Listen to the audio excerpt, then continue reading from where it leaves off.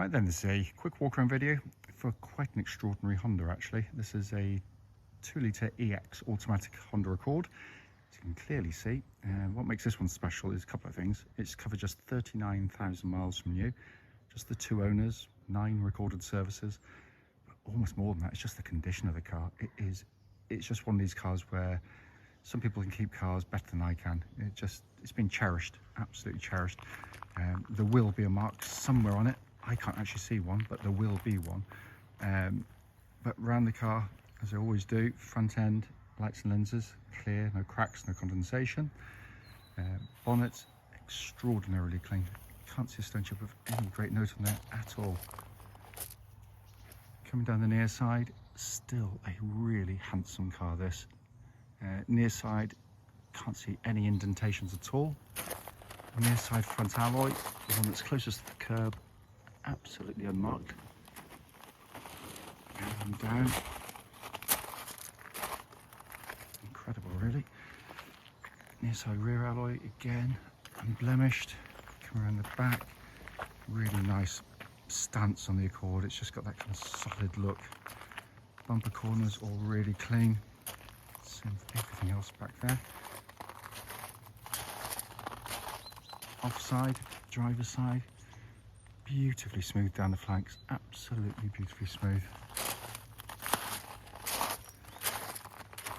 Offside rear alloy, again absolutely lovely. And then the remaining panel work, again extraordinarily clean. This is the final alloy. As I said, I'm sure if you walked around, got a microscope out, you're going to find something, but you're going to have to look incredibly hard. Coming to the boot area, cavernous boot on the Accord. It's been kept in quite beautiful condition. Coming to the back now, full black leather interior. The leatherwork looks pretty much like new.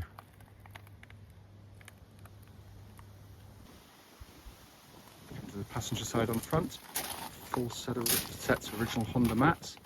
Passenger seat again, absolutely fantastic condition.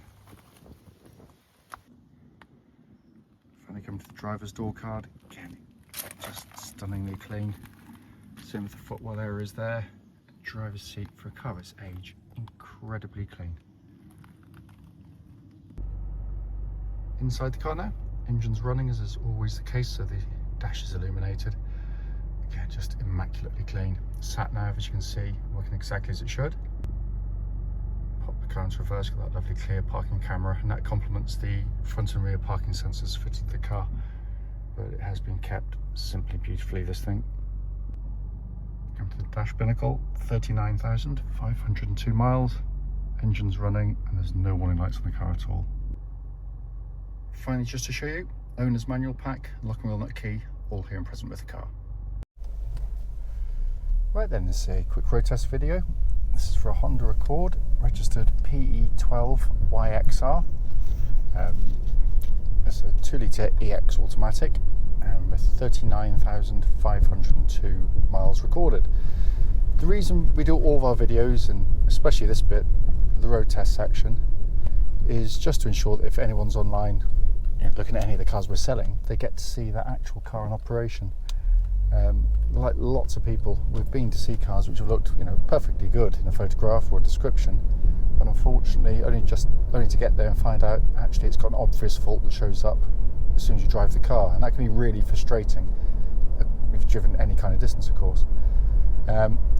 Road test also done on the same roads, same route that we take our customers on for their test drives, with the hope being, of course, it'll be representative of what you'd feel yourself should you go and drive in the car. So coming to the car, first and foremost, to get this out of the way, I'm completely biased. A, I love Honda, that's why we sell them, but B, this is one of my firm favourites of all the generations of cars because it does everything brilliantly well. But as an example, I'm going to go through all the things I always do on the videos, starting with the engine, heart of any Honda. Twist the key, engine starts instantly, settles to completely smooth, even idle. There are no warning lights on the car relating to the engine or any other part of the vehicle actually. Temperature gauge running at a third, which is exactly where it's meant to be on a Honda car as well. Honda build the best 4-cylinder engines in the world for mass production. It is an astonishing engine for lots of reasons. It's got all of the trademark qualities. It's widely regarded in the trade, particularly, as being the most reliable, longest lasting engine in its class. They're cam chain driven, so no cam belts to have to worry about. But more than that, it's just actually how it drives. It's so smooth, so flexible, so easy on the ear. So when you put your foot down, you get that kind of muted intake sound which you get from Hondas, which is just beautiful piece of engineering. So often you get in cars and you look under the bonnet and they're just filled with plastic cladding and sound deadening to try and hide poor engineering, basically thrashy engines at the top, or just growly engines. Honda doesn't have to rely on that. They just build them right in the first place. It's a beautiful unit. It goes through the automatic gearbox, classic Honda box, very smooth gear shifts, ratios selected very carefully to maximise the performance and the economy of the engine, and it does a very good job. And in terms of reliability, we've never touched one. It's a very tough box. Notwithstanding that, you should always do the same checks on any automatic gearbox when you're test driving one, just to make sure that when you're driving along the gear changes are smooth, and clearly they are. But also when you select gear, drive or reverse from stationary, cold and hot, just make sure it doesn't engage with a great clunk. It kicks you in the back, and again, this is absolutely perfect. Then we move on to one of the most underrated parts of this car, the steering and chassis. This is an astonishingly capable car. Literally, if you just want to buy the car to get you from A to B comfortably, it just does a superb job. The ride is supple, it's beautifully damped, it's just very, very well judged. The steering is precise, it's pinpoint accurate. But what I love about it is, for those like me who enjoy their driving, the steering's got heft. So when you go through corners like this, and I'm going to go through quicker than I should do, or would do it ordinarily, you turn in, hardly have to turn the wheel. The body control is simply amazing. The handling of this car is just so capable. I've driven one of these. I had to many years ago, unfortunately, for a bit of an emergency to a hospital, quite a long way across some challenging roads, and even then the car was just completely unflappable. It's totally confidence inspiring. It is an amazing chassis for those that appreciate that kind of thing. Worth pointing out, there's absolutely no rattles or clonks coming from underneath the car at all solid as a rock. Steering track's dead straight, there's no vibrations at this speed or any speed up to the legal limit either, and the brakes in the car, nice and powerful, there's no pulsing or vibrations coming back through the brake pedals, so all in very, very good order. And then we come inside. The first thing you notice when you get into the car and drive along is something that the video can't pick up on, is just the build quality. These are beautifully manufactured cars. Good choice of materials, mix of materials, obviously, some hard, some soft touch, most of the soft touch up here of course, and on the top of the doors. Leather inlays on the doors as well. It just feels like a premium car in terms of the quality, but the lack of creaks, rattles, buzzers, is testament to how well made these cars were.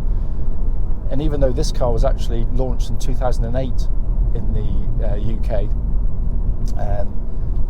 it still looks, no, it's not modern, far from it, I'm not going to even pretend it is, but it doesn't look dated, it doesn't look old. You get into some cars of this vintage and they really look quite ancient now. This still, maybe it's just the way they've detailed everything, which is timeless.